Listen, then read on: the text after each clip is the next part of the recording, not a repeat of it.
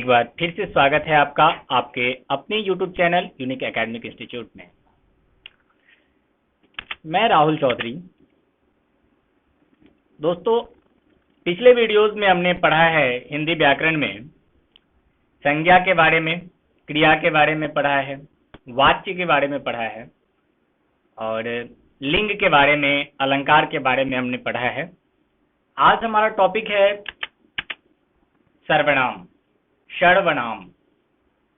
सर्व अर्थात सभी और नाम, सभी नाम के बदले में जो प्रयोग होता है, यानी किसी भी प्रकार के नामों के बदले में जो प्रयोग किया जाता है उसको कहते हैं सर्वनाम। अब सर्वनाम हमें क्यों पढ़ना चाहिए? जब भी आप हिंदी में बात करते हैं तो भाषा की शुद्धता और स्पष्टता बहुत जरूरी है। किसी व्यक्ति के नाम को हम बार बार नहीं बुला सकते, तो ये क्या करता है? भाषा को प्रभावशाली बनाता है। हमारी भाषा को क्या करता है? यह प्रभावशाली बनाता है। और इसका प्रयोग कहाँ होता है? तो संज्ञा के स्थान पर, यानी संज्ञा के बदले में। और खासतौर से जो 10th और 12th के बच्चे हैं, पद परिचय में इसका काफी प्रयोग होता है। तो हम लोग तो ऐसे ही मैं, हम, तुम, वह करके सर्वनाम जानते हैं कि ये सर्वनाम है। अब उन सर्वनाम के भी प्रकार होते हैं, उप प्रकार होते हैं, तो वो सब आज हम लोग जानेंगे इस वीडियो के माध्यम से। वैसे अमूमन हम लोग हिंदी व्याकरण पर ध्यान नहीं देते हैं और हमारा मानना होता है कि अंग्रेजी व्याकरण सीख रहे हैं तो सब कुछ है, लेकिन जो अपनी माँ का रिस्पेक्ट नहीं कर सकता, जो अपनी माँ का आदर नहीं कर सकता, वो मौसी का आदर क्या खाक करेगा। तो हिंदी हमारी मातृभाषा है, तो पहले हमें इसके व्याकरण को भी समझना चाहिए और हमें प्रयास करना चाहिए कि हम इसका प्रयोग शुद्ध प्रयोग करें। तो आज हम देखते हैं सर्वनाम। तो सर्वनाम यानी सभी नाम के बदले में प्रयोग होने वाला, सबका नाम, जो शब्द संज्ञा के नामों की जगह प्रयुक्त होते हैं उसे सर्वनाम कहते हैं। अर्थात संज्ञा के स्थान पर प्रयुक्त होने वाले शब्दों को सर्वनाम कहते हैं। अर्थात भाषा को प्रभावशाली बनाने के लिए जो शब्द संज्ञा के स्थान पर प्रयोग किए जाते हैं उसे सर्वनाम कहते हैं। अब आप अपनी इच्छा से जो आपको स्वीकार्य हो ऐसी किसी भी परिभाषा को ध्यान में रख सकते हैं। आइए आगे देखते हैं। अब हिंदी व्याकरण में कुल 11 मूल सर्वनाम है। ठीक है, मूल सर्वनाम जो वास्तविक हैं, अर्थात जिनका प्रयोग करके अन्य सर्वनाम की उत्पत्ति की जाती है या दूसरे सर्वनाम बनाए जाते हैं। तो वो मूल 11 सर्वनाम कौन से हैं? मैं, तू, यह, वह, आप, जो, सो, कौन, क्या, कोई, कुछ आदि। ठीक है, मैं, तू, यह, वह, आप, जो, सो, कौन, क्या, कोई, कुछ। तो ये 11 जो है ये क्या है? मूल सर्वनाम यानी वास्तविक सर्वनाम है ये। अब इसके कुछ उदाहरण हम देखते हैं। तो सीता ने गीता से कहा, ठीक है, तो यहाँ एक संज्ञा है सीता और दूसरे स्थान पर क्या है? गीता। और क्या कहा? मैं तुम्हें पुस्तक दूंगी, यानी सीता गीता को पुस्तक देगी। तो मैं का प्रयोग सीता के बदले हुआ है और तुम्हें का प्रयोग गीता के स्थान पर हुआ है। अब सीता ने गीता से कहा मैं बाजार जाती हूँ, तो मैं का प्रयोग किसके स्थान पर हुआ? सीता के स्थान पर हुआ। तो यह सर्वनाम है। सोहन एक अच्छा विद्यार्थी है, वह रोज स्कूल जाता है। ठीक है, तो सोहन संज्ञा है और उसके बदले में प्रयोग हुआ है क्या? वह। तो वह सर्वनाम है। राम मोहन के साथ उसके घर गया। अब यहाँ मोहन और राम संज्ञा है, उसके शब्द का प्रयोग मोहन के बदले में हुआ, तो ये क्या है? सर्वनाम है। उसके क्या है? सर्वनाम है। ठीक है, तो सर्वनाम को हम ऐसे पहचान सकते हैं जो संज्ञा के बदले में प्रयोग होता है। कैसे प्रयोग होता है ये आपने अभी उदाहरण में देखा। अब देखिए सर्वनाम के भेद कितने होते हैं। तो सर्वनाम के भेद की बात अगर हम करें तो सर्वनाम के 6 भेद होते हैं। पुरुषवाचक सर्वनाम, निजवाचक सर्वनाम, निश्चयवाचक सर्वनाम, अनिश्चयवाचक सर्वनाम, संबंधवाचक सर्वनाम और प्रश्नवाचक सर्वनाम। ठीक है, पुरुषवाचक सर्वनाम, निजवाचक सर्वनाम, निश्चयवाचक सर्वनाम, अनिश्चयवाचक सर्वनाम, संबंधवाचक सर्वनाम और प्रश्नवाचक सर्वनाम। हिंदी की एक खासियत यह होती है कि उसके शब्दों में ही उसका अर्थ छुपा होता है। अब कैसे, यह हम आपको आगे बताएंगे।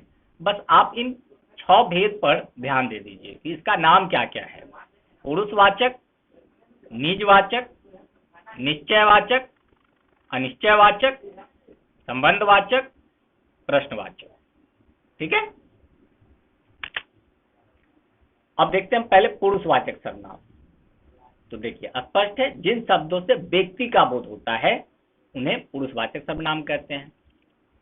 इसका प्रयोग व्यक्तिवाचक संज्ञा की जगह पर किया जाता है और इसका प्रयोग स्त्री और पुरुष दोनों के लिए किया जाता है। जिस सर्वनाम का प्रयोग श्रोता, वक्ता और किसी अन्य व्यक्ति के लिए होता है उसे पुरुषवाचक सर्वनाम कहते हैं।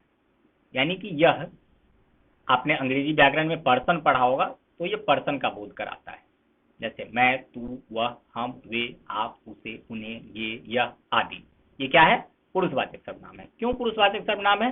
क्योंकि ये व्यक्तिवाचक संज्ञा के बदले में प्रयोग होता है। ठीक है।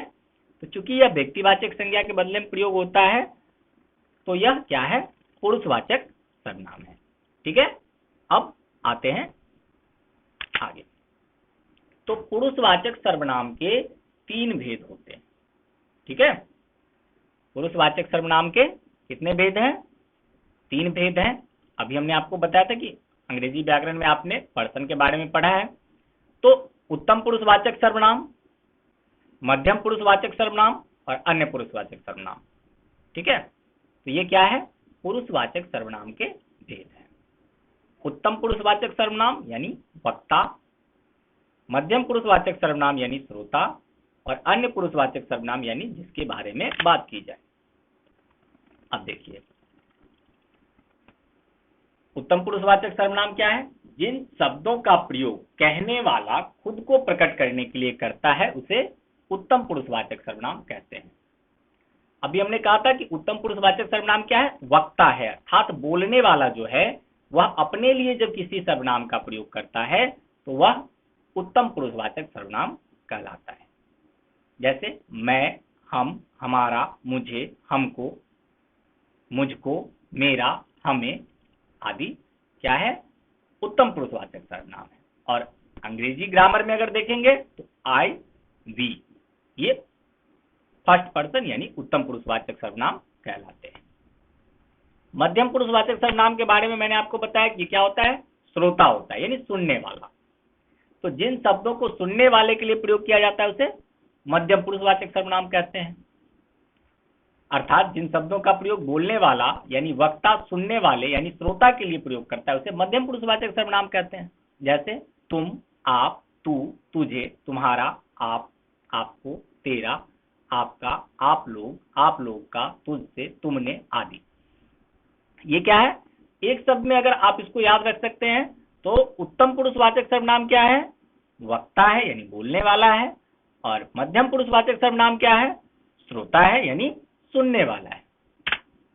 अब देखिए अन्य पुरुषवाचक सर्वनाम जो है वो वक्ता और श्रोता के अतिरिक्त जिसकी बात की जाए, यानी जो व्यक्ति वहां उपस्थित नहीं होता है और उसके विषय में वक्ता और श्रोता बात करते हैं। तो जो व्यक्ति उपस्थित नहीं होता है वह वक्ता और श्रोता के लिए अन्य व्यक्ति होता है, तो उसको अन्य पुरुषवाचक सर्वनाम कहते हैं। जिन शब्दों का प्रयोग अन्य व्यक्तियों के लिए किया जाए वे सभी अन्य पुरुषवाचक सर्वनाम होते हैं। यानी कि जो न वक्ता है और न श्रोता है लेकिन उसके विषय में बात की जा रही है, यानी वह वहां पर उपस्थित नहीं है। ठीक है। जैसे मोहन एक अच्छा विद्यार्थी है, तो मोहन वहां उपस्थित नहीं है लेकिन बात किसकी हो रही है? मोहन की। तो जब हम कहेंगे कि वह प्रतिदिन स्कूल जाता है तो कौन जाता है? मोहन जाता है। तो यह क्या है? अन्य पुरुषवाचक सर्वनाम है। तो अन्य पुरुषवाचक सर्वनाम में वह, वे, उसने, यह, ये, इसने, वो, उसका, उनका, उन्हें, उसे आदि जो है कहां प्रयोग होते हैं? अन्य पुरुषवाचक सर्वनाम में। तो पुरुषवाचक सर्वनाम आप समझ गए होंगे। अब बात करते हैं कि पुरुषवाचक सर्वनाम में कारक के रूप में भी प्रयोग होता है। कारक जो एकवचन और बहुवचन को दर्शाते हैं। तो कारक कितने हैं वो आपको याद होंगे, कर्ता कारक, कर्म कारक, करण कारक। यहाँ हमको 6 कारक पढ़ना है। तो कर्ता क्या होता है, ने का संबंध क्या होता है, कर्ता ने। तो कर्ता कारक में पुरुषवाचक सर्वनाम कौन कौन से आते हैं वो देखिए।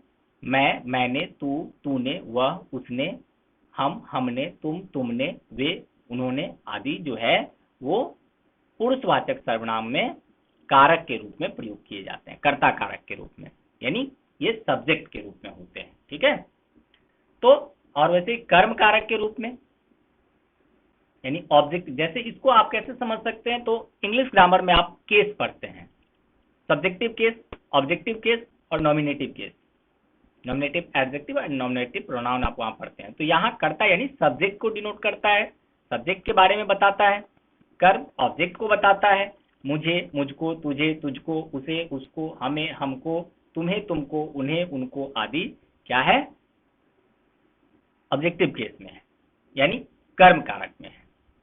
और करण कारक मुझसे, मेरे द्वारा, तुझसे, तेरे द्वारा, उससे, उसके द्वारा, हमसे, हमके द्वारा, हमारे द्वारा, या तुमसे, तुम्हारे द्वारा, उनसे, उनके द्वारा, ये क्या है, करण कारक को दर्शाता है।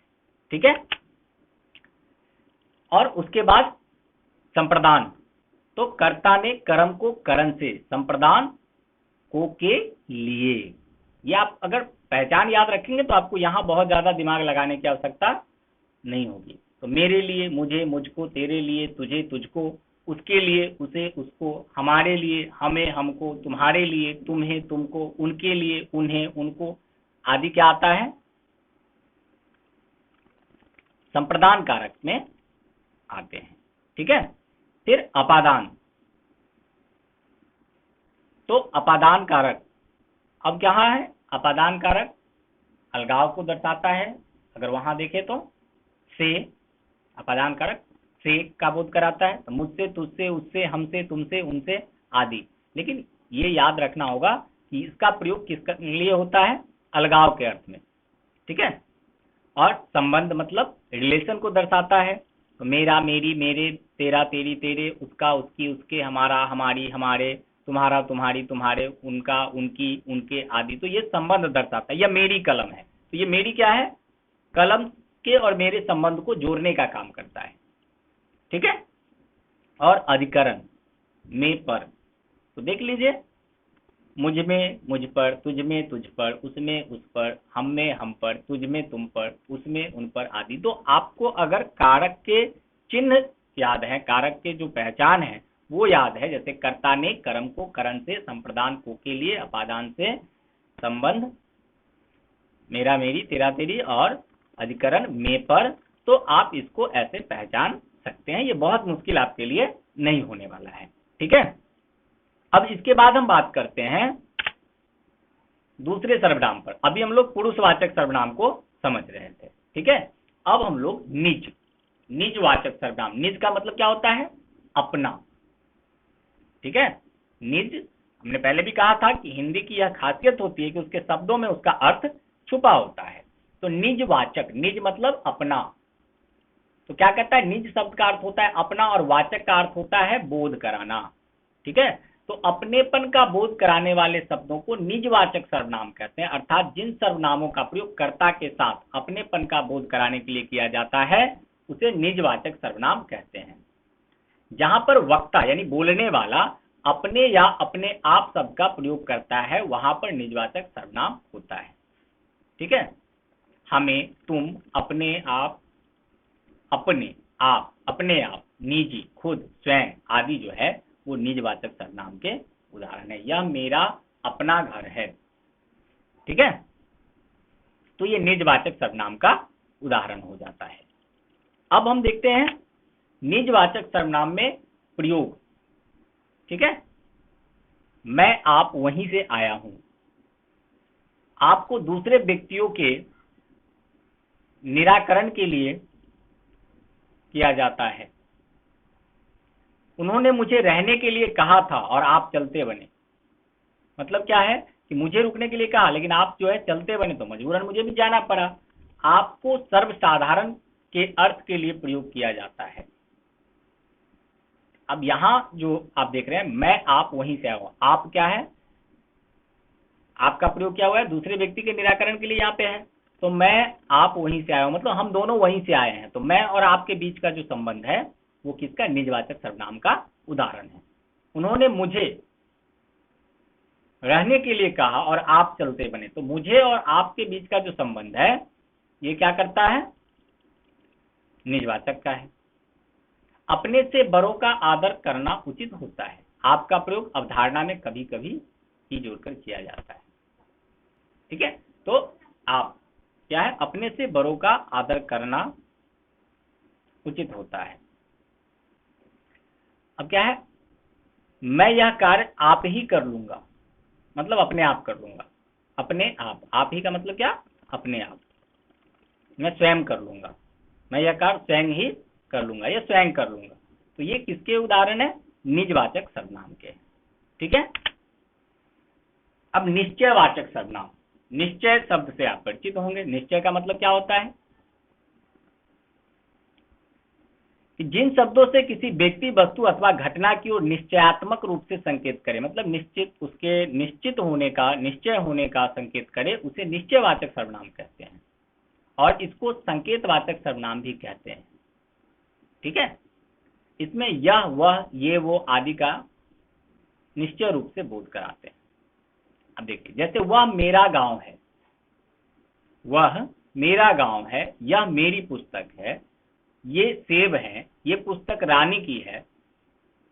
तो ये किसी निश्चित वस्तु की ओर क्या कर रहे हैं, संकेत कर रहे हैं। ठीक है, यह मेरी कलम है, तो यह कलम जो है यह निश्चित है, तो इसको क्या कहते हैं, निश्चयवाचक सर्वनाम कहते हैं। इसके भी कुछ उदाहरण हम देख लेते हैं। तो